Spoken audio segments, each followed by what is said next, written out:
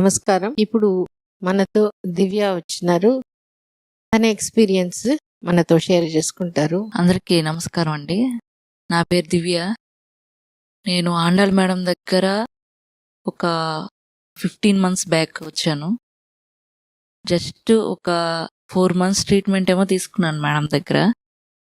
4 months కూడా కంప్లీట్గా లేదు, 3 months తీసుకున్నాను. మేడం ఈ 3 monthsలో నాకు డైట్ ఎలా చెప్పారంటే, నేను ఇంతకుముందు ఎప్పుడు ఏ హాస్పిటల్లో ఇలాంటి డైట్ కూడా ఫాలో అవుతారని నాకు ఇంతకుముందు ఎక్కడ నేను చూడలేదు. ఇర్రెగ్యులర్ పీరియడ్స్, నాకు ఫస్ట్ నుంచి కూడా ఇర్రెగ్యులర్ పీరియడ్స్. పీసీఓడి మ్యారేజ్ అయిన తర్వాత కన్ఫర్మ్ అయింది, పీసీఓడి ఉంది అని చెప్పారు. తర్వాత ఇక్కడికి వచ్చిన తర్వాత ఈ డైట్ అక్కడ నేను ఫాలో అయిన దానికి, మేడం గారు చెప్పిన డైట్ ఫాలో అయిన దానికి చాలా డిఫరెన్స్ ఉంది. డైట్ ప్లస్ ఆలోచనలు. తర్వాత మైండ్, నా మైండ్ ఎప్పుడు కన్ఫ్యూజన్లోనే ఉండేది మేడం. ఎప్పుడు కన్ఫ్యూజన్లోనే ఉండేది. నా మైండ్ ఎప్పుడైతే రిలీఫ్గా పెట్టుకున్నాను. కన్ఫ్యూజన్ అంటే ఎట్లాంటి ఆలోచన వచ్చేది అప్పుడు? ఆలోచన అంటే నాకు ఎందుకు ఇంకా పిల్లలు కలగట్లేదు, ఏంటి మిస్టేక్, సరే పీసీఓడి క్యూర్ అవ్వడానికి చాలా చేశాను, అయినా క్యూర్ అవ్వట్లేదు, ఏంటి నేను కష్టపడుతున్నాను నాకు రిజల్ట్ రావట్లేదు, ఇలా ఈ ఫీలింగ్ ఉండేది madam.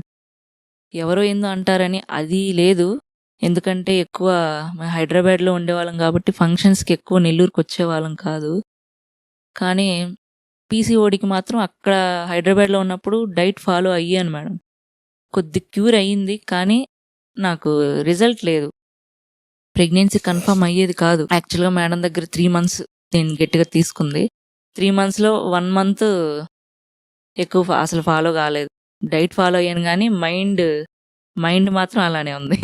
Next 2nd monthలో mind relief చేసుకున్నాను, కానీ ఎగ్ డెవలప్ కూడా అయ్యింది, కానీ అక్కడ ఎగ్ కణాలు అనేవి ఎత్తుక్కోలేదు. 3rd monthలో దానికి, ఆ మంత్లో నేను ఏం మిస్టేక్ చేశాను, దేని గురించి ఆలోచించాను అవన్నీ అనుకున్నాను.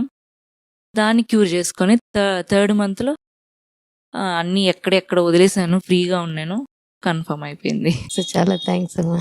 God bless you madam.